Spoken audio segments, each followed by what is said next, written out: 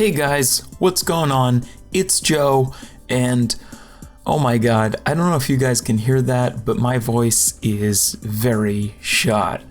I'm recording this Monday night, but on Saturday night we celebrated my birthday, and I guess my voice is still recovering from that.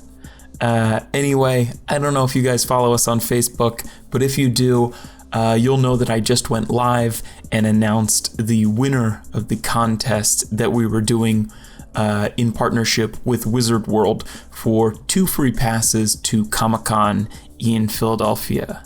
And I just want to say congrats to Angie Delgadillo. My God, I hope I'm saying that name right. And I hope you have a really great time at Comic-Con. And I really hope you see Mike and I there, and maybe you can teach me how to pronounce your last name. Again, if you'd like to attend Comic-Con Philadelphia, if you didn't see that contest, pay more attention to our Facebook page. What are you doing? Or if you didn't win, I'm sorry, but Wizard World has hooked us up with a promo code for all of our listeners for 20% off. That's huge. So you guys can go to wizardworld.com/comiccon/Philadelphia and use the promo code FINGERS20. Again, that's one word, FINGERS20, and we'll see you there. Besides that, you guys can join our movie discussion group forum on Facebook called How Many Fingers Am I Holding Up? The Facebook group. We post a lot of movie news, trailers, and of course memes there. You can also post your opinions on upcoming movies, and we'll read them aloud on our episodes as we review them.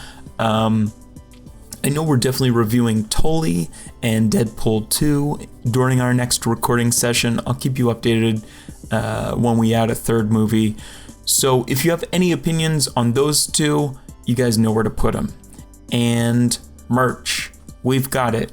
It's super affordable, and it's a great way to rep and support the podcast. That's at howmanyfingerspodcast.bigcartel.com. T-shirts, stickers, and koozies are available now. And now I'm finally done talking.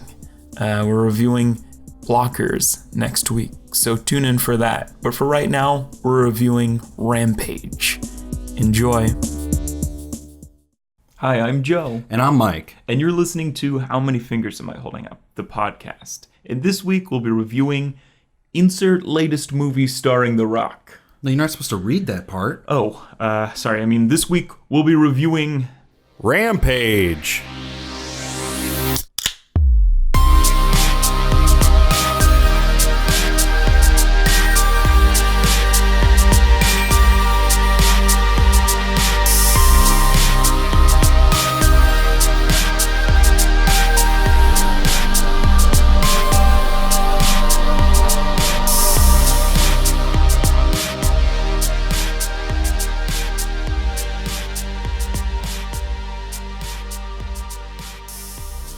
Hey everyone, and welcome to How Many Fingers Am I Holding Up, featuring 2 guys getting zaboomophobed and reviewing movies in a weekly podcast form. And thank you to Matt Petey on Facebook for that synonym suggestion.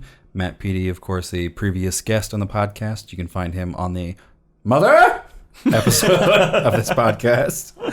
And if you have further synonym suggestions, you can hit us up on Facebook, Twitter, Instagram, Tumblr, Gmail, email, anywhere you can get in contact with us. We'd love to hear from you. We do specifically need more synonyms. Yes, which Mike said last episode. We've finally run out. I'll probably make a post sometime this week, but the well hath run dry. We need to replenish. But speaking of replenishing, this week we're drinking... Okay, so I'm going to show it to the camera first so they can see that. Czech Red Blend wine? I'm assuming that's how you say it. There's no name on the front. There's just a check mark. Yeah, if you go to the back, it just says produced and bottled by Czech Wines. Mm-hmm. I'm pretty sure, I've gotten into wine lately. I usually do not like wine, but now I'm like, I don't know, I'm open to this. I can fuck with wine every now and then. Yeah, and I think this is literally just the wine that like Wegmans makes. Like it's a very like new edition. I just started seeing it and I was like, that wine's $6. Let me try that. And it's not bad. I usually don't like this is the red blend. They have a few other ones and I usually don't like, there's like, it's like, that's usually like a wine flavor or type. It's just called like mixed red. And I guess that's what red blend is, but this isn't bad. It's just all like the leftover bits of all the other wines. They're just kind of like, we'll mix all of them together. It's like when you're like getting a vinyl and it's just a bunch of like the like leftover mixed colors. It's more special. It's definitely not just our leftover wax. Oh, these are cool glasses. Yeah, we've never used these before. It's just very $6 wine. And honestly, I couldn't really tell you that big of a difference between what... Yeah, I still don't know enough about wine to be like, it's just, sweet, it's wine. Yeah. I mean, it does sort of, That's wine, all right. Confirmed. Oh, and it's red. I can sort of taste like it kind of tastes like the Keystone light of like wines where you're like, oh, this is kind of a watery kind of wine. Yeah. But it'll do. Yeah. It'll get the job done. It'll start a rampage in me. Speaking of, Mike, would you like to read that IMDb description? Well, now I would. When 3 different animals become infected with a dangerous pathogen, a primatologist and a geneticist team up to stop them from destroying Chicago. Sorry. A geneticist team? Is that what you were gonna... Because that's what my mind was going towards. Something about geneticist threw me off for a second. I think that's probably the first time I've ever said that word before in my life. Well, it looks like a primatologist and a geneticist team. Up to stop them from destroying Chicago. Right, yeah. So it's a little...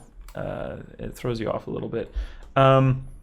Yeah, there's really not a lot of notes to go into. I mean, Rampage is loosely based off a video game series of the same name. Very loosely. Very loosely. I mean, the game doesn't really have that much of a plot, but I was kind of hoping for like the small detail. But it's got a style. We'll get into it. We'll get into it. No, Big complaint. Definitely. The film stars Dwayne Johnson, Naomi Harris, Malin Ackerman, Jake Lacey, Joe Manganiello. What the fuck is that last name? Who is that? I don't know. You got a D in there somewhere. Oh, is that? Oh, that's who that is. It's like Magic Mike stripper guy. Okay. Joe Manganiello. Oh, Manganiello. Mandanelio? Joe Mandolin. And Jeffrey Dean Morgan. What's his name? Oh, and who's the other dude? The comedic guy that's in it for a hot minute in the beginning. Oh, I actually do not know. He was in I did not recognize him either. Dan, you're being far too quiet. You can live a little. I'm fucking here. Yeah, he's here. That's last. You guys are drinking wine. That was pretty impressive, though, that I didn't even hear the door open. I was like, I hear footsteps. Somebody's walking around here. What's his face? He was in Wolf on Wall Street. P.J. Byrne. Nelson, a scientist and a friend of Okoye. Sure. I'm assuming. But the director, Brad Payton. That name sounds familiar. Oh, it should. He's directed with his feature-length debut, Cats and Dogs: The Revenge of Kitty Galore. That's how I know him. Journey to the Mysterious Island, San Andreas, the latest GTA movie, the latest GTA game, Incarnate, and he's also done episodes of What It's Like to Be Alone, Republic of Doyle, and Frontier. And he's just around the bend. He's got San Andreas 2. And Just Cause, I didn't know they were making that into a movie. Like the video game, Just Cause, he would actually be great for that. But why are they making it? Just cause. Just Just cause, man. Oh man, I bet The Rock signed up for that. No, it's Jason Momoa. New Rock. Yeah, New Rock. Rock. Jason Momoa, why'd you sign up for this movie? Just cause. Oh, okay. I guess Jason Momoa is in his Netflix show or whatever, Frontier. But yeah, that's about the extent of Rampage notes that I have, because there's really not a lot to say about this movie. Yeah. So, I don't know that there's ever going to be spoilers in this review, because, like, if you saw the trailer, big monsters get big, they destroy the city, You've and seen literally Rock's everything. going to fight him, and obviously he's going to win.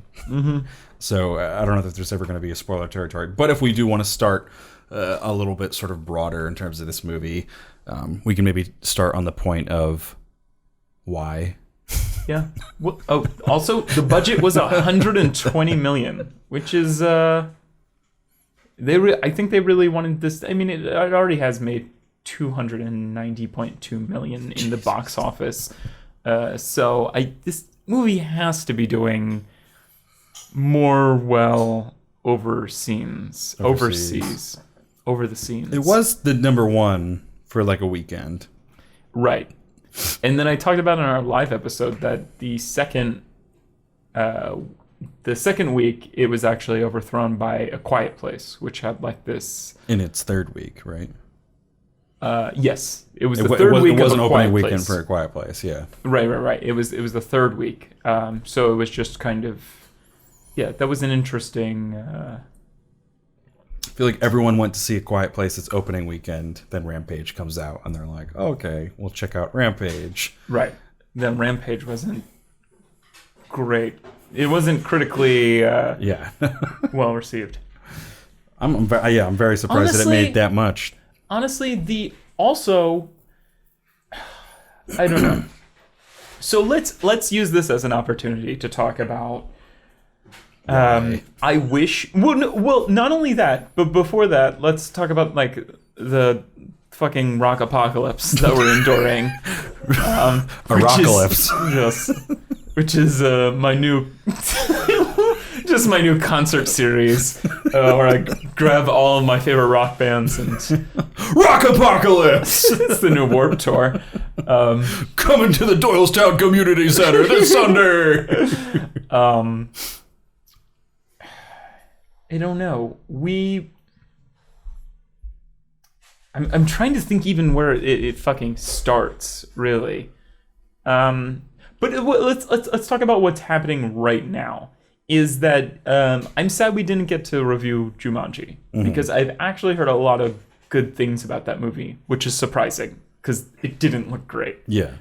It looked better than this. It looked like I was like, okay, I'm on board. I can understand Jumanji like being number one for a couple of weeks. Oh, it fucking I don't dominated the understand box this being office number for one at any weeks week, and weeks. besides and weeks. there being nothing else going on. I mean, again, it was The Rock, but he was also playing off of Kevin Hart. He was also playing off of Jack Black. And an attractive woman. Karen Gillan was there. Yeah. And who's that Doctor Who fans rejoiced. And nobody else. I don't know who that is. She's in Avengers Infinity War, but she's in so much makeup that you would never recognize her. She's Nebula. Oh, okay. But she was a big character in Doctor Who for a couple seasons. I feel bad that I just called her attractive woman. I thought she was just like an up and coming actress. Well, she hasn't really broke through into into film. She was in British television for a while, but it is kind of like she's not a household name yet. But the point that I wanted to make was that I think it's, and we even talked about this slightly during our last review that we just did with Dan Martin for Avengers Infinity War, is that The Rock is like this perfect person to kind of like throw into these movies that are going nowhere if The Rock's not in them. Right. Yeah, or these just kind of, I can't think of the word right now, but these like titles or these properties that they're purchasing kind of it's just kind of like when I think we were like, why is Jumanji a movie that has nothing to do with the original Jumanji, so on and so forth. But I think, why is this called Rampage? It has nothing to do with Rampage, but I think it's this like weird marketing technique that seems to kind of be working, which is why during the trailers for this movie they show, I'm sure they showed it for you, but it's the like skyscraper or whatever, where it's just like The Rock jumping out of a skyscraper kind of. The Rock does Die Hard. Right, yeah, no, exactly. And if they called this like Die Hard security fail, or like security has failed. Sorry, I didn't have a long time to. That's it. We're going to print. Die Hard 7. Security has failed. Sorry, elevator pitch over. We're getting off on the next floor. Okay, it's called. But The Rock's in it. It's called Die Hard security fail. All right, just press the. What are we at? The 7th floor. Press 8th floor. We need to get out of here right now. Security fail. Across all screens nationwide, worldwide even. It's got worldwide appeal. But yeah, no, I was confused about that just because it was like, what does this even like? I think that's an interesting thing to think about. Like, if you take The Rock out of this movie and you take the title away, and it's not called Rampage anymore, like, who's going to see this fucking movie? Right. Like, does that, what in like the current climate makes you think that people really want to see like just monsters running around like destroying cities? Like, right, that's not hot right now. And like, again, clearly they've got something going because people went to see it because The Rock was in it and because it was titled Rampage. And maybe people felt a little, you know, sort of deceived by that, the fact that it has really nothing to do with the video game Rampage. There's not really any nostalgia factor in it. Like, at least Jumanji, I'm sure it would have a few references to the original movies, maybe. Even they're updating it a little bit. But yeah, I just, why make this movie? Like, why not make a movie that would be all right without The Rock being in it and then put The Rock in it? Or a movie that could have a title that wasn't Rampage and, you know, then call it Rampage. This movie would be nothing without that title and without The Rock being a part of this movie.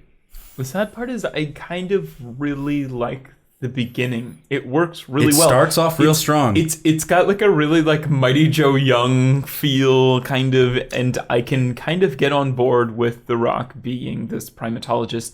I don't think The Rock's a bad actor at all. Well, he really kind of carries this. If I can go on a rant for a little bit. Go for it. I don't think The Rock is necessarily, like, The Rock is not the worst part of the movies that The Rock does. But I'm confused as to why The Rock and his agent and just his whole team, why don't they want The Rock to do better movies? Because what has The Rock really done that has been there to warrant like this sort of incredible run of films that he's in, where we can just throw him in a movie like Rampage and everyone wants to go see him? Like I think of like actors like Bruce Willis or like Tom Cruise, like, who have at least been in like career defining roles at one point.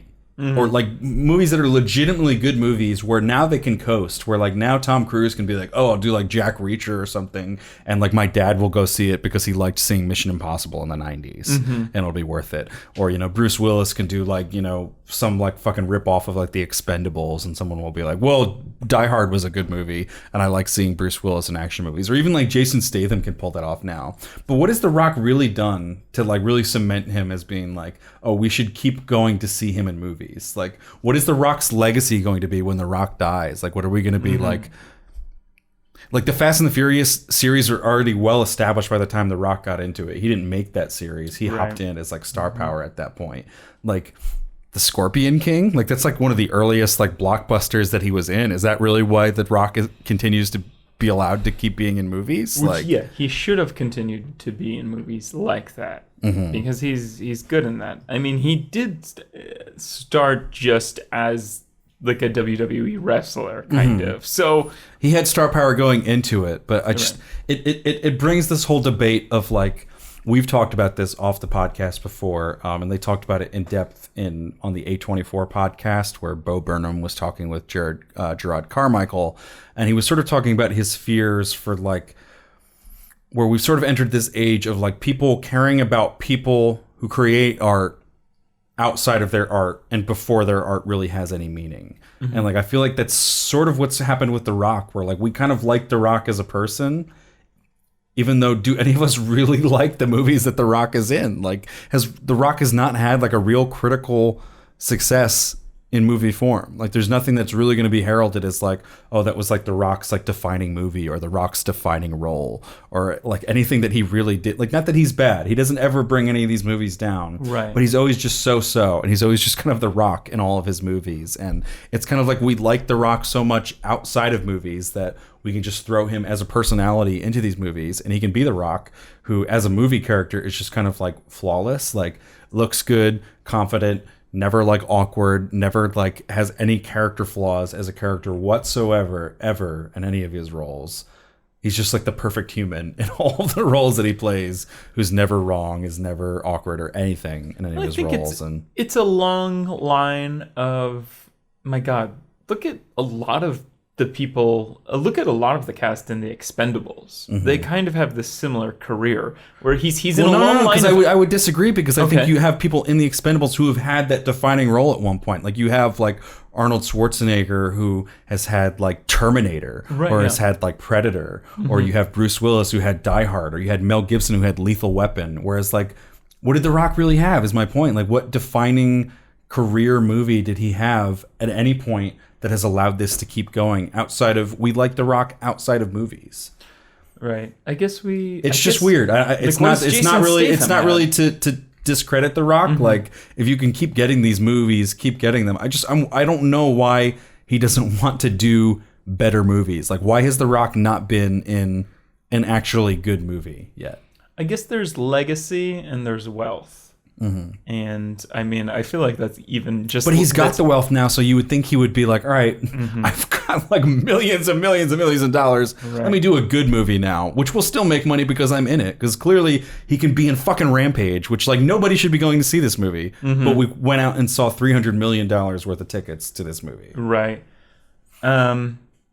It boggles my mind every time The Rock is in a movie like this, and we're just kind of like, okay, take our money. Like, what has he done? Yeah, but, what has he done to deserve this? But because he's doing that, I don't know. Yeah, it's very confusing. I can usually point my finger at, like, again, Tom Cruise, done stuff. Bruce Willis, done stuff. Arnold Schwarzenegger, done stuff. Jason Statham, done stuff. What has Jason Statham done, though? Really?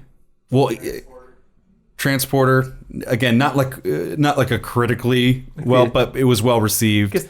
But like something Jason Statham, I look more at like Italian Job was real huge when that came out. But I feel like Italian Job is kind of on like the level that like the Scorpion King or something was on, or like I thought the Transporter. Well, Scorpion King wasn't even like Scorpion King was like the bad spin-off of like the Mummy doing mm-hmm. well, and I guess The Rock was in the Mummy that was before the Scorpion King, mm-hmm. right?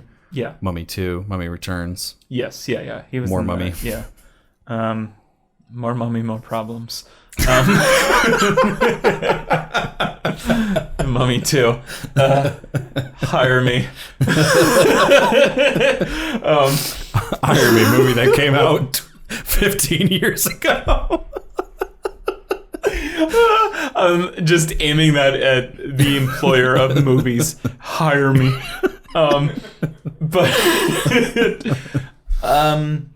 Yeah. No, I do agree.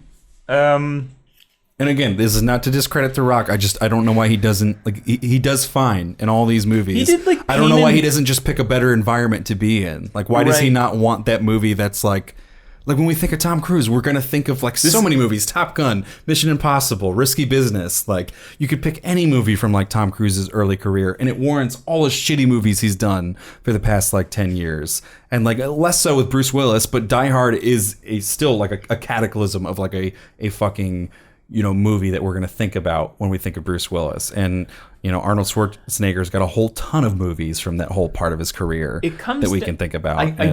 I do think it comes down to money, though, and I think it comes down to maybe even his body type. I do think he gets cast because of his body type. Yeah, you're very right. That's a very standout body type. And again, now he's worked up to this point, and now he is exposed to where he can be the leading man of a movie, and like movies kind of have to work around him, kind of. And I think it's the combination of being a certain body type where you're not, where not a lot of different things come across your desk or your agent's desk, kind of, where like even like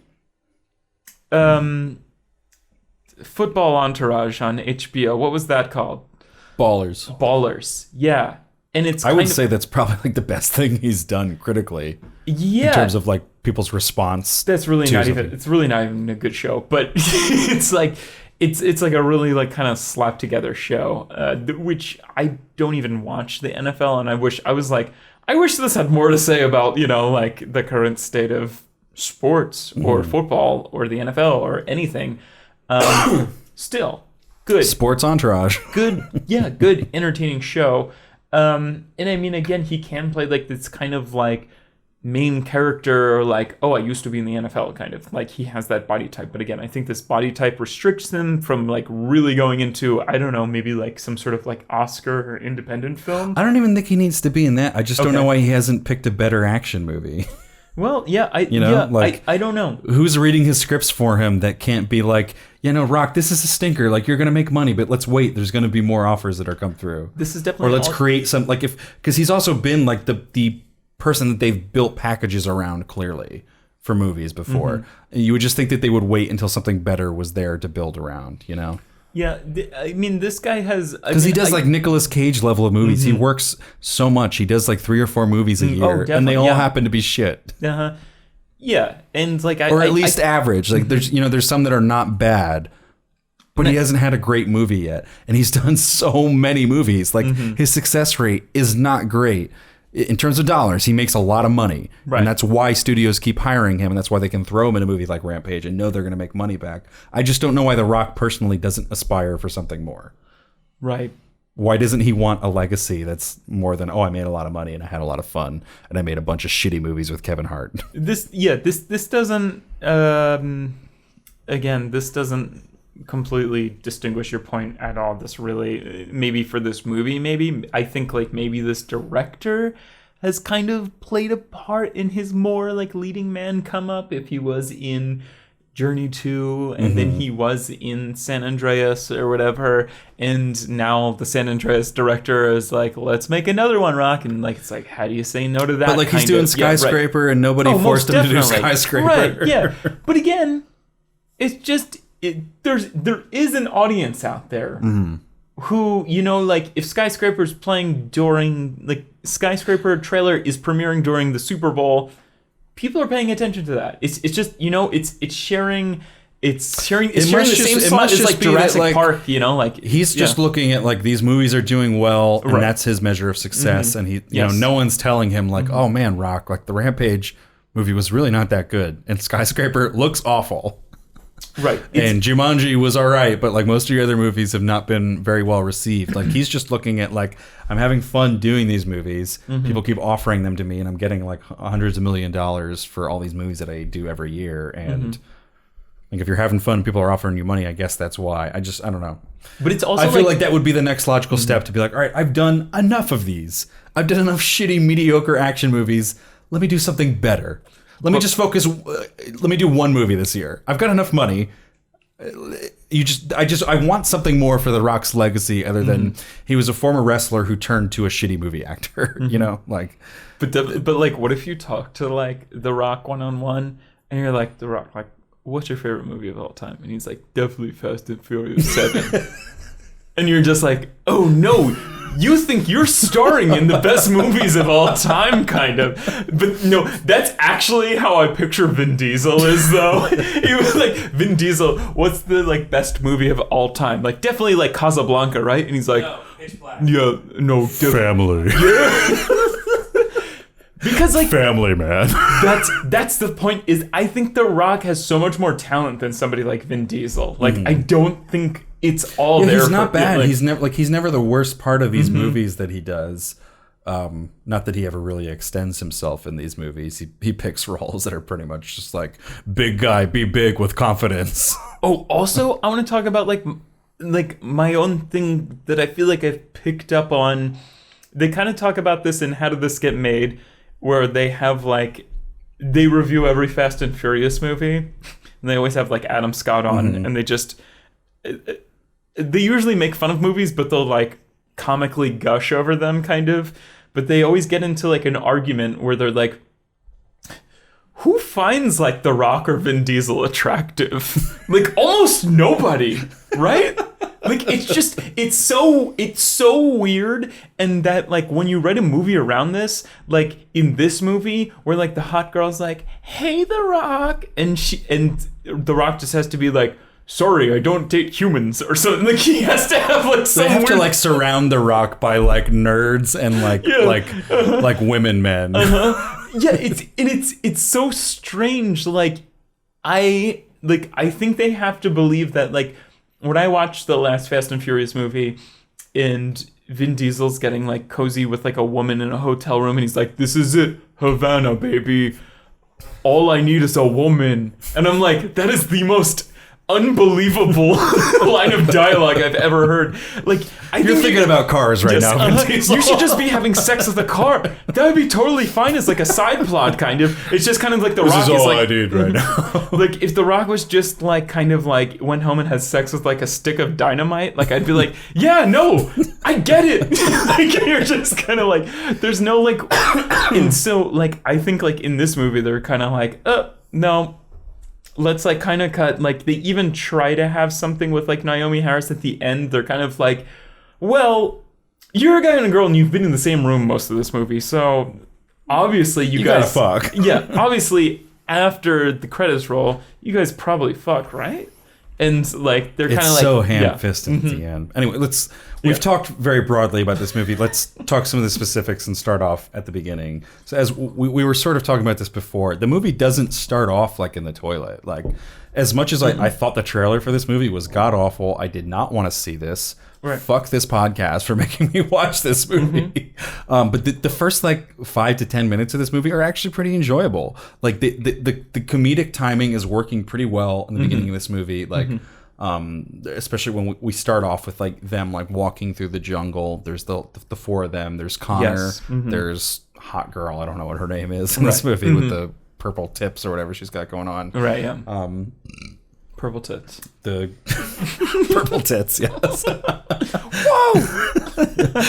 The guy from Wolf on Wall Street, whose name I've already forgot after we looked it up, and The Rock. And they have like some pretty nice timing where like the Connor character is like sort strong of like, guy, nerd, comedic relief, hot girl. Yeah, and it's like just Jumanji basically. It's working. The Connor guy is like sort of like bragging about like, oh, I've been to Uganda and I've done all this stuff, and they called me like El Diablo. They don't speak Spanish there, but they were, it worked. Like he's clearly like bragging, and then The Rock is like calling him on that stuff, and then like even when it starts to get like really corny, where like they run into the apes there, and the apes sort of end up scaring Connor.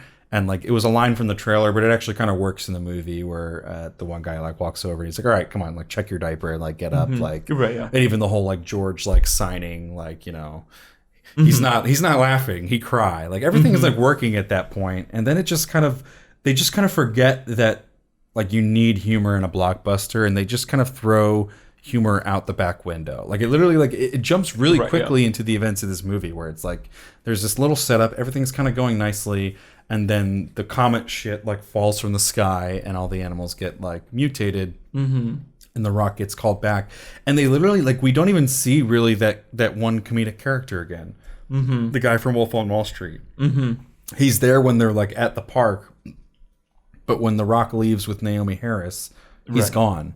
And like he's a very funny actor. He's great in the first half of this movie, and he brings a lot of like life and energy to those first like 20 minutes. All three of those characters could have like made a really well balanced movie. Yeah, and then it just turns into The Rock and Naomi Harris, who are like the two most boring people from that whole troupe, and like there's no chemistry between the two of them, and like God help this movie if it didn't have like Jeffrey Dean Morgan at some point to bring like a little bit of charisma, even though it's like badly acted charisma in those scenes. I think he does really good. I like him. He has a lot of charisma. Yes. I don't think he nails Yes. the accent. Yeah. I do like Jeffrey Dean Morgan, and again, God help this movie. If he's not in it, Right. Yes. But I think if you had some better actors around him, you might be like, oh, that's a really weak accent, Jeffrey Dean Morgan. Yeah. Well, not weak. It's too strong is maybe the point. It's coming on like real thick with the, oh, come on now, boss. Right. He brushes with the idea of a really great character.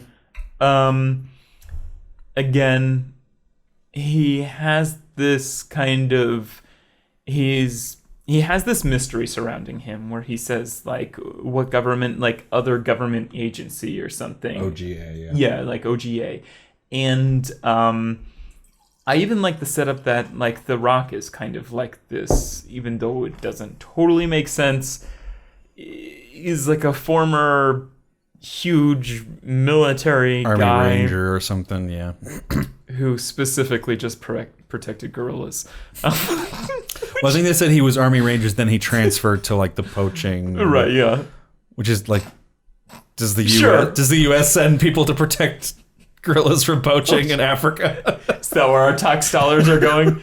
I mean, it would be great, but I'm sure it does not happen.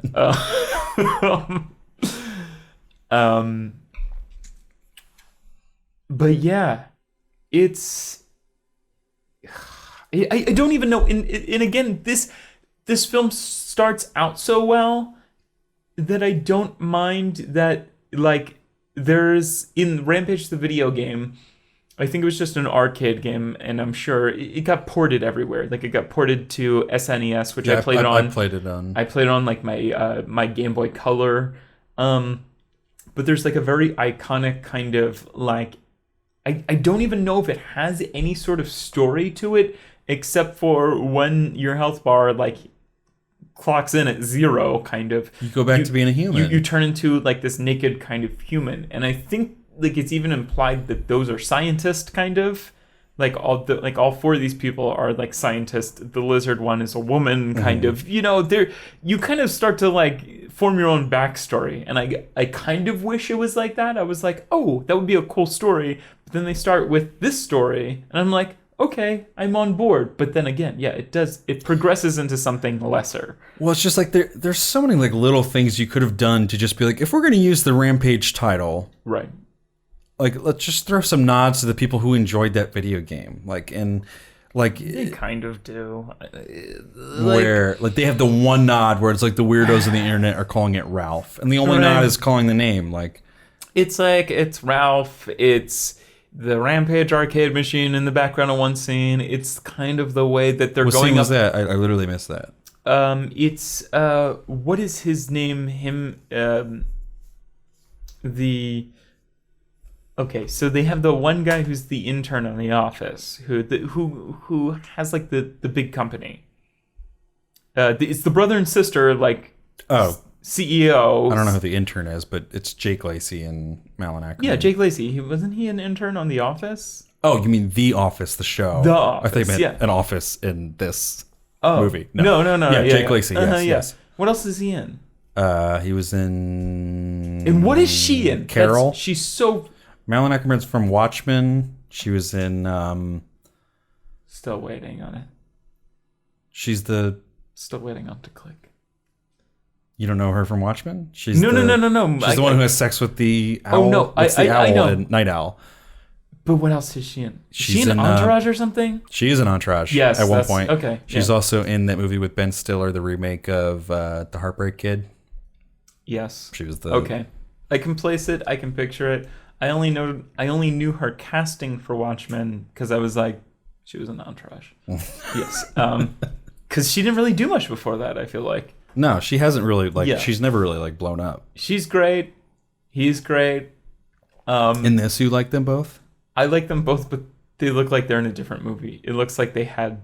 I think she's... If you're going with Jake Lacey as the casting, who I think fits what the casting should have been, because this movie sorely needs some, comic relief in the middle half of it. This movie's very B-movie, and they need to act accordingly. Yeah, and I think Jake Lacey fits, he looks like a comedic... rich fucking spoiled person she looks too much like a serious, Yes. like spoiled rich person, and she's not comedic enough. And like Jake Lacy brings some of the comedy. They needed someone like I could have seen like even like a Kristen Wiig in like her role, you know, someone who's just has better comedic timing, has like a more comedic face. Oh, definitely. Yeah. That's a weird thing to say, but like Jake Lacy has like a face where like when he delivers a punchline, you're more ready to buy into it because he doesn't look very serious. Yeah. I don't know how else to describe that, but he just looks the part more. And they look like they're playing two different versions of like rich, spoiled people, and she's just too serious for it. And she's not a bad actress. I've liked her in a lot of other stuff, but I did not like her in this. I think she's poorly cast. I like all of their scenes, though, and I kind of wish there was more of this, because this movie is confusing. This movie is $120 million Sharknado. That's what it is. It's very accurate, yeah. It's what it is. And I wish, again, I'm okay with that movie being made. That's fine. Is the point is you have to... it is. It's called The Meg. I'm actually excited for that movie. That movie looks better than this movie. Would you agree? It looks like a remake of Deep Blue Sea, which was perfect, and they don't need to remake it. No, but would you agree that looks like a better B movie kind of than this does? I think The Meg knows what it's being. Yeah. Not that this doesn't, but this didn't really play into it. It knew what it was in marketing, but it didn't play into it in the actual movie. It took itself too seriously. Like, exactly. If you're going to be in B movie, then you got to have like ridiculous comedy throughout, and you got to have like ridiculous scenes of like people getting split in half, like, you know, when like these monsters are tearing through the city, and like they could have like really played up the gore and stuff, but they wanted it to be this like marketable PG-13 movie, and it ended up just being like a pile of shit. It's like a mediocre pile of shit. Honestly, I went into this movie expecting the worst, and I came out and I wasn't too disappointed with it. I was entertained from minute 1 to the end. I think this movie has good pacing. I was really bored when they wanted me to be really excited in this movie. When was that? Like the climax. Like the climax when I was like, just fucking... Like at the end? End this shit. Okay. Yeah. No, I can get on board with that. But for the most part, I kind of thought I was going to have to struggle through this. And I kind of breezed through it. Like, it's sad that I'm rating it on the scale of I didn't want this to torture me, kind of. And, like, this was kind of painless for me. This was kind of just, like, wasn't a good movie, but I enjoyed myself the entire time, kind of. Like, I laughed out loud at parts. I was engaged in set pieces. Like, you know, like, this isn't... Well, let's go back to the humor, because that was a big thing for me, was that I was laughing in the beginning, and it set this sort of stage for, like, okay, maybe this can just be a fun blockbuster where, like I always look back to Transformers, the first Transformers. Like, we make fun of it a lot, but I still think Transformers is, like, the ideal, like, mindless, perfect blockbuster. Like, it's... The story means nothing. It's fucking like action figures that we're making a movie about. But they inserted so much humor and, you know, mediocre life into these characters that, like, it's so watchable. You can watch Transformers a million times and you're going to get the same sort of enjoyment throughout all of it. And they were able to make, like, so many other movies because of how well Transformers 1 was made. And I feel like all of the movies have been, like, falling short of that sort of model in terms of they haven't been able to get someone as, like, charismatic as Shia LaBeouf in there who can, like, be the main character but also be the comic relief, like, at the same time. And, like, The Rock does not bring a lot of comedy to the movies that he's in. He is really just kind of like a straight action hero. Yep. And then again, they cut out the comic relief character that they have in here, who's doing a great job in the first, like, 20 minutes of the movie. They cut out the other characters who are not necessarily comic relief, but when they play off The Rock, they create comic relief. Like the Connor character, the contrast with him and The Rock is very funny in the first 10 minutes of this movie. And then to just, like, get rid of him, like, so then we just have The Rock being like a badass for the rest of the movie, and there's nothing to be like to contrast that with. And it's just not funny. And you can tell there's parts where they tried to punch up the humor, but it stands so starkly against, like, just the self-serious tone of the rest of the movie. Right. You can tell, like, all the funny lines are in the trailer. Like, the whole, like, oh, you know, there's other ways of dealing with stuff. And he's like, yeah, but that's not as much fun. That's, like, one of, like, 3 punchlines that happen before the end of the movie. Like, there's the beginning 10 minutes. There's, like, a bunch of like spread out sparse punchlines throughout the movie, and then there's like the last like 5 minutes which feels so jumbled together and just like, how do we end this movie? Let's joke about sex. All right, these characters are gonna go fuck, let's end the movie. Like, right. Humor is such a problem for this movie. Like, I'm so down for mindless dumb humor, or sorry, mindless dumb entertainment, i.e. Transformers, if you can nail the humor and just make it entertaining in that way. You know, that's kind of what all the Marvel movies are. It's like, does anyone really care about like what's happening with these superheroes? We're just being entertained by sort of the humor of it, and if we're really like, we'll get involved in sort of the emotional investment of it.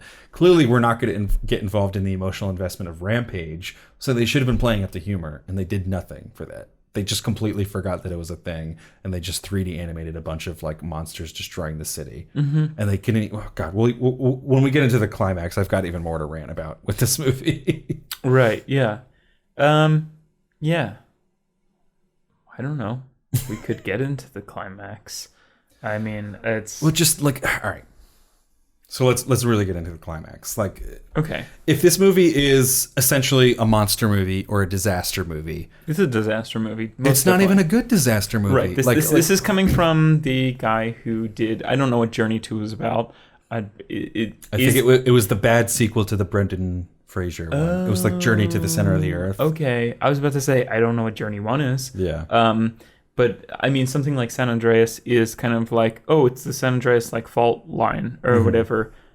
That I'm even less interested in that than I am this. Well, there's no monster in that. It's just that chaos. sounds even worse. Yeah, that sounds but at an least invisible there monster. have been decent. Not that I don't know that any real besides Independence Day. I guess I can hold Independence Day as an example of, but that's also got monsters in it. Okay. In terms of straight disaster movies, there's not many that are great, but you can at least make a good disaster movie by grounding us in what's going on when this chaos is happening, you know? Like there's so many like cliches and like tropes that this movie is not even willing to go to in terms of like, you know, a baby carriage like rolling across the street and someone saying like, my baby, like, you know, or just showing us like what life is like when this city is being torn apart by these monsters that's happening in this movie. And all we really get is just following The Rock and Naomi Harris around as they're, you know, going through the motions of trying to save the city. We never get anything that really grounds us in like, oh, like there's real stakes involved here. Like when George is like climbing up that like apartment like building, he's tearing out like people's lives from the building just by like interacting with it. And when the people are like firing like, you know, all their missiles and rockets and shit at these monsters, like that's, you know, destroying millions of lives there. And not in terms of like death count, but in terms of like there's massive destruction going on here, and we get no real sense of the scale of it. It's just kind of like a big CGI playground for these monsters to fuck around with. And we do well. Why are we not following like someone who has any real stake in Chicago? Like if we're not gonna go with like the Rampage like world tour model of like fuck this city, keep moving on. If we're gonna stay with Chicago, then like give us something that actually keeps us tied to Chicago, the city. None of these characters are even from Chicago. Right. That's just where they travel to, and the monsters happen to be because the company is there. And like everything we follow is just The Rock and Naomi Harris just being sort of like action stars in this movie. And like again, like to point like to a good example of a monster disaster movie that worked, Independence Day, like half of the characters are people from the actual cities that are getting fucked up, and we see them while the disaster is happening, and they're not being action stars, they're running from it. Right. And then we get the action at the end of the movie. Like, this is just such a backwards formula for a disaster movie. Like there was like no thought gone into like, how do we make, if we're going to make this type of movie, how do we make it work? It was just, all they thought about was, let's put The Rock in this movie, let's call it Rampage, and then we'll just kind of go from there. We do have, and this isn't an argument, this is something where I feel like the studio felt that exact concern and did something like this, where it's kind of like the big enemy is this kind of military figurehead who's like, okay, the only way I know how to deal with this is kind of, we're going to drop a Moab on this, the mother of all bombs, kind of. And from there, they kind of have to insert a scene where after Dwayne The Rock Johnson and Naomi Harris steal a hospital helicopter, they have to have this whole scene where they kind of just fly around Chicago and be like, "Oh, look, there's kids leaving school," or "Oh, look, there's all these people who will be killed by the Moab," kind of. And I think they thought like that would be enough, kind of. They're all wide shots. They're all like from afar, and we're just kind of like, oh, look at those little ants of people running on the ground. Like They do. We never had a real character that had stakes in Chicago as a person. Like not like oh, I'm running for my life, like The Rock and Naomi Harris are. Like, oh, this is my home that's about to be destroyed. You know that this is my home that I'm gonna have to rebuild after they fucking get George and Lizzie and Ralph out of this city. You know? Right. There was something, I was reading something where like a lot of the 3D artists like had like basically studied like 9/11 because like that's basically what Rampage the video game is, and that's like also what Rampage like this movie is. And I was so pissed that they didn't like it looks like 9/11-esque at parts, or I was just kind of like, yeah, if you like, I don't know, like they do have scenes where it's kind of like the monsters are ripping out enough like structural elements of this building that it has to just kind of collapse in like in 9/11 fashion. Like, or yeah, I don't know why they didn't just like, they could have like done like some real simple stuff, like just having the monsters like punching a building like we did in Rampage, or like have a bunch of like people in like a bus stop and like have them swipe it up like a tourist trap from the game. Like there's just so much that they didn't really do, like just little things they could have done to be like, okay, like this wasn't just a title that we slapped on a shitty movie. Like we were actually trying to make Rampage the video game into a movie. They also didn't eat people until it was until they ate what's her name. Yeah. Which was a really weird scene. Because, like, A, gorillas don't really eat people.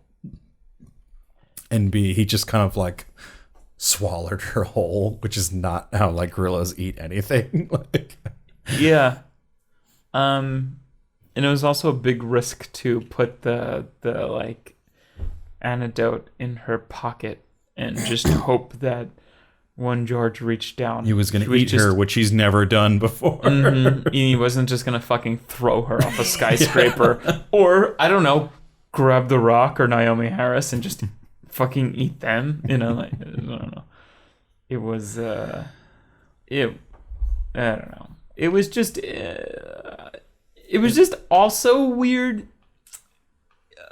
to talk about just standing, like, logistics that stand out, where it's kind of like I get that this big corporation was kind of putting out this signal that the animals couldn't stand hearing, and that they wanted to attract them there so that the military would kill them, and then, you know, then it would turn profitable, yada yada yada.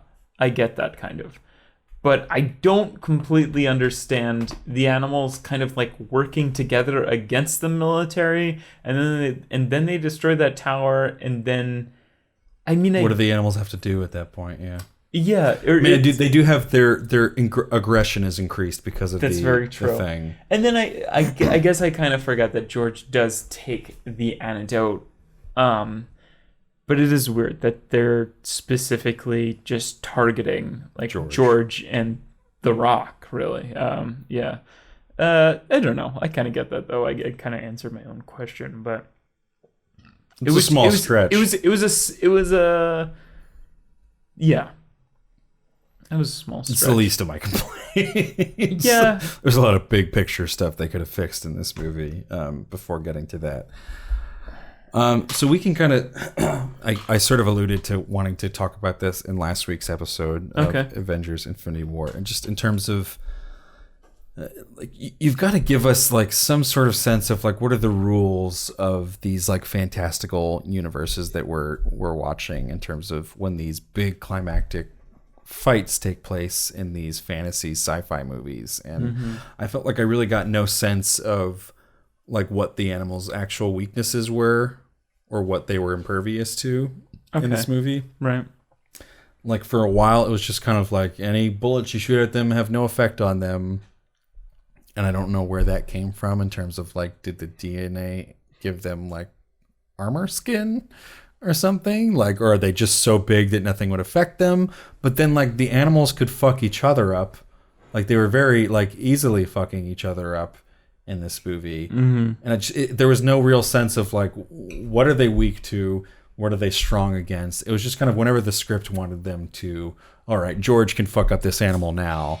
Mm-hmm. But they're not getting fucked up by the missiles that are being fired at them. You know, like at one point he literally fires a bunch of shit from like the downed helicopter and it does nothing to the crocodile. And, Right. Yeah. like, I guess maybe I can understand that the crocodile has tougher skin, but they weren't having any luck against like Ralph either. I had a really hard time buying the fact that like the military couldn't conduct a coordinated enough attack on these animals to take them down. Like, yeah. even if like maybe like the bullets weren't doing enough on their skin when it's just a bunch of random people like firing stuff, like they couldn't fire enough at them that they could like really take them down. I had a hard time buying into the logistics of this whole universe at all. It was, yeah. And there was no emotional stakes really involved. Like there was, like we talked about last week with Avengers, like, you know, there happens to be a certain fight at one point in Avengers and, you know, they do sort of establish like the power dominance of like this person's more powerful, these characters are less powerful, and there's all that going on. But then there's an emotional stake that gets involved at one point that, you know, maybe elevates them over or under at a certain point. That's something that happens in a lot of movies, and they just did not do that at all in this movie. There was no like, oh, The Rock can overcome this because he really, really wants to save George, or it was just random, senseless action entertainment happening in this movie with no real sense of like, this is why this works, this is why this doesn't work. Yeah. This is such a hard movie to approach after Avengers, just because it's so... I don't know. It's like reviewing The Shallows like after Avengers or something. It's just, it's so insignificant that it's just kind of like, and especially seeing them like back to back, like day after day. It's just, they're such different movies. It's just weird. It's I don't know. I have a hard time talking about this movie. Yeah, I don't know. It's because again, you have to rate everything on its own scale. And again, even like something like The Shallows would kind of fit into the scale of this kind of movie, where it is like this animal-driven B movie kind of thing. I don't know.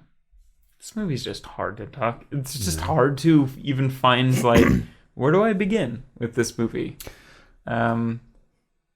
I have like two other complaints with this go movie, for it, and then we can kind of sort of start wrapping stuff up unless you have something else. No, go for it. Basically the ending of this movie is where my other complaints lie, in terms of like, if like the middle of this movie is going to be so crappy, there's so much stuff that they could have done to just sort of tie this movie up neatly at the end, and they don't really do it. In terms of like, why didn't they bring back the characters from the beginning of this movie? Like, if you weren't going to keep that comedic relief throughout the middle of this movie, you had a clear opportunity to bring us back to that scenario at the end. Like, why did we not come back to Connor, to the other scientist, to the purple tits hot girl in this movie? And then, like, why did we not have a scene of like Big George? Because we know we can't shrink him down again, but why didn't we have a scene of Big George back at the preserve, like interacting with... They had that whole thing with like family and the one ape that like he was supposed to accept into his tribe, and like they made a big deal about it. I feel like that had to have been cut at some point for time or something. Like that seemed like something like a circle that they were preparing us for, and it just never came around and closed that circle up. Or maybe that scene was shown... I did kind of like... Or it didn't exactly work on me, but I can see where it like may have worked on people, and it was like this glimmer of like exposition kind of, where they had a flashback when The Rock was talking about like, oh, I found George when like they were like murdering his family, and he was actually like hiding under the truck of like the what's it Poachers. called? Yeah, the poachers or whatever. And again, maybe that scene, like the scene where he's like, you have to take him into your family, like his entire family was like killed by poachers or something, like maybe that had something more to do with that. And again, yeah, maybe there were more scenes that had to do with that. Yeah, but it did suck, and maybe this tested well better with audiences or test audiences where it was just kind of like, we want to see more buildings topple, like, you know, like it was just.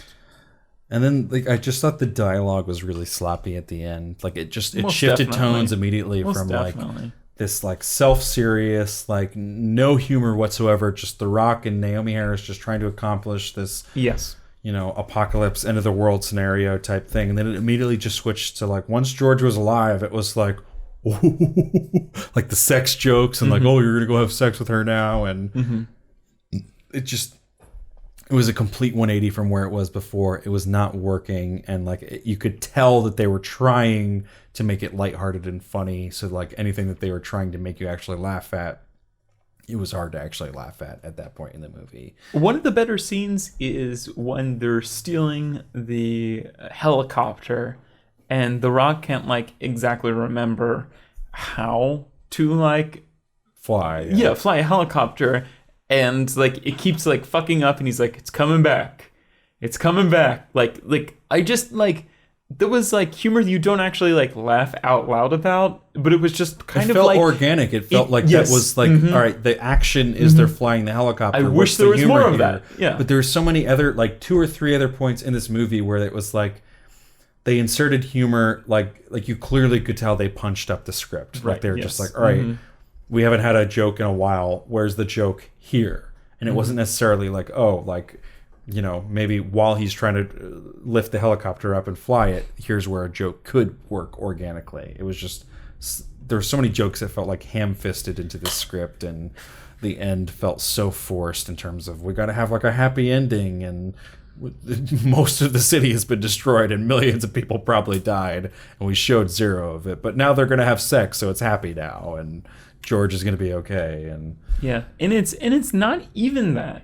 It's like kind of like we could get away with killing thousands of people and be like, oh, it's a B movie and yada yada yada.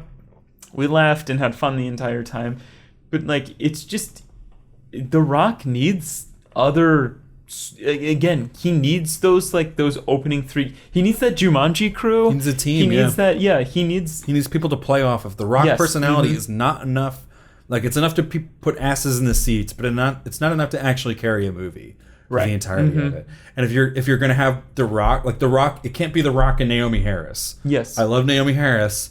She brings literally nothing to this It's movie. not the Yes, role uh-huh. for her in this Yeah. movie, and like you can't have these 2 really uber serious people in this movie when like only one of them is an action star and the other one is not. Like, there's nothing that she does that plays off The Rock. Whereas if you have the nerdy like scientist sidekick there's a lot of humor that can be had off of that, and just a lot of like plot points that can be had off of. You can have like the scientist have an action moment where he like saves The Rock from something at some point. There's so many possibilities you can go to from there. Or again, bring the Connor guy and the hot girl. There's so much shit you can do if you bring that whole team of people there. My God, if you just shrink this movie down in scale a little bit, like that's the, like, you know, like it's the Chicago Zoo. And like, hey, I need like my, you know, like I don't have a task force or whatever. There's just like, whoever's here to help me. Yeah. And I have these 3 to bring me along, like bring along with me or whatever. And it's not this worldwide fucking, you know, it's kind of like this. We were the heroes because we were here, not because we stole a military, you know, helicopter and flew across the country to get there. It's exactly. It's like. It's kind of the nerdy guy being like, these girls flock to you, and I would take any opportunity I would have in my personal life. Bam, we run into a girl along the way, and we take that. The funny guy kind of gains like humility. You know, the hot girl kind of gets a better understanding of whatever she needs a better understanding of. I don't know. They didn't develop her character that further, but it's kind of Naomi Harris is like. my brother had cancer. I don't fucking care. That does not help this plot. And both of them are at like all. perfect Yes. people in this movie. Like Yes. no like real flaws. Like the Yeah. one like fight they have is like, oh, she went to prison. How dare you deceive me like that? It is, yeah. And they like try to manufacture that like argument at one point, and then they try to neatly tie it up in that one scene where like after the jet crashes, and they both just like word vomit about their like emotional like dark history and past at the same time, like one after another. Like The Rock lets everything out, and then she's like, oh, well, actually, my brother like got one, and it both happens like at the same time. It's like almost like too neat of a script to where it just seems like manicured and perfect and not organic. Like nothing seems like it should happen there because of where the characters are. It seems like, oh, well, we need the characters to, you know, reveal these things to each other so that they can reveal their past, and then they can both forgive each other like a scene later, and it'll be fine, and we'll just move on. And it's a bad movie. I had a lot of problems with this movie, and I wanted to I wasn't necessarily bored by it. Like boredom is not the problem with this movie, Right. but it has a lot of problems in terms of being a quality movie by any stretch of the imagination.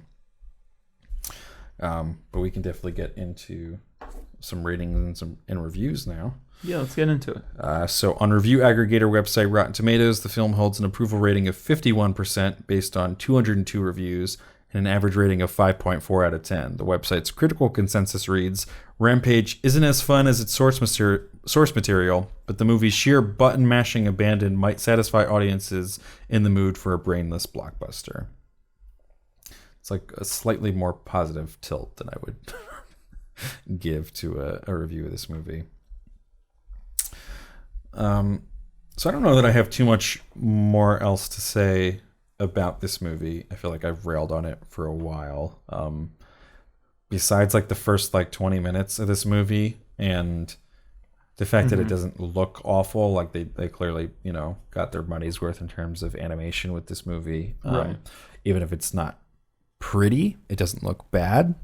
If that makes sense. Like they aren't really creating beautiful scenes to look at. Right. Even if they're creating convincing scenes. So I'm going to give it one finger. I really just did not enjoy this movie. Right, yeah.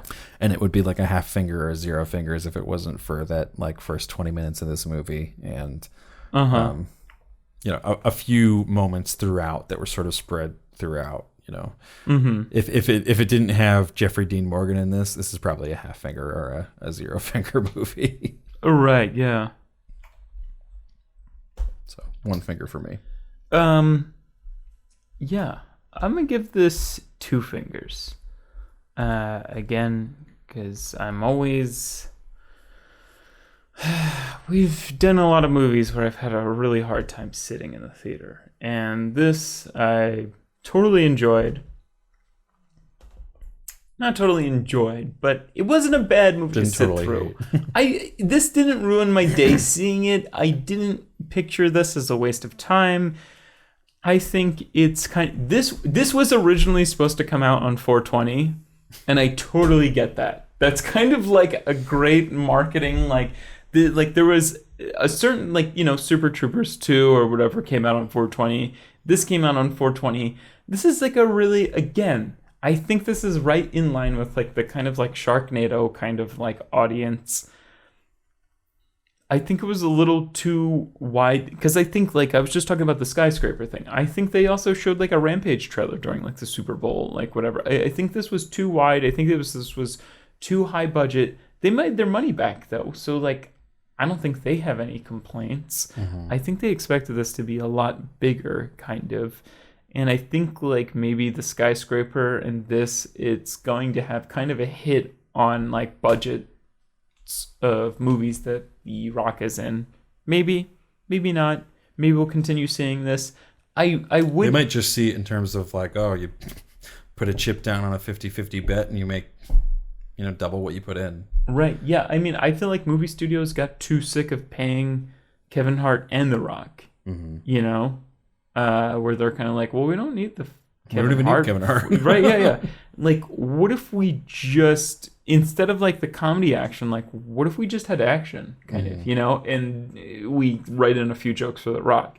I'm sure The Rock is kind of thrilled about that because he's like, yeah, I get Kevin Hart's paycheck too. Yeah, that sounds great, you know? Because I think a lot of the stuff that they do together is funny. Like what I've heard, Jumanji's funny. I watched some of Central Intelligence. yeah, Central Intelligence on HBO Go, and that was entertaining. It wasn't entertaining enough for me to be like, yeah, I want to Let continue. me finish it. Yeah, I want to continue watching this after I finish dinner. I just did something else, but yeah, I don't know. Yeah, I don't know. And again, a lot of the writers on this project are just like, I wrote The Commuter and Nonstop with Liam Neeson, and oh my God, I'm attached to writing the screenplay for Untitled Ben 10 Project. Lord have mercy. Is that live action? I think so. Oh, wow. So, Gear up for that. Untitled Ben 10 Project, ladies and gentlemen. Oh, boy. All right. Anyway, so the 2 and the 1, that's going to come out to 1.5 fingers. No rounding required. Just a clean, even score for us. Mm-hmm. So that's about all we got. If you agree or disagree, leave a comment below on SoundCloud, YouTube, Twitter, Facebook, wherever you're listening and or watching this episode. And you can check pretty much everything else out on howmanyfingerspodcast.com. And check out our review last week with Dan Martin of Avengers Infinity War. Very spoiler filled, so don't check it out if you haven't seen Avengers yet. And then check out our review next week, upcoming, of Blockers. It's happening. That's it. Yeah.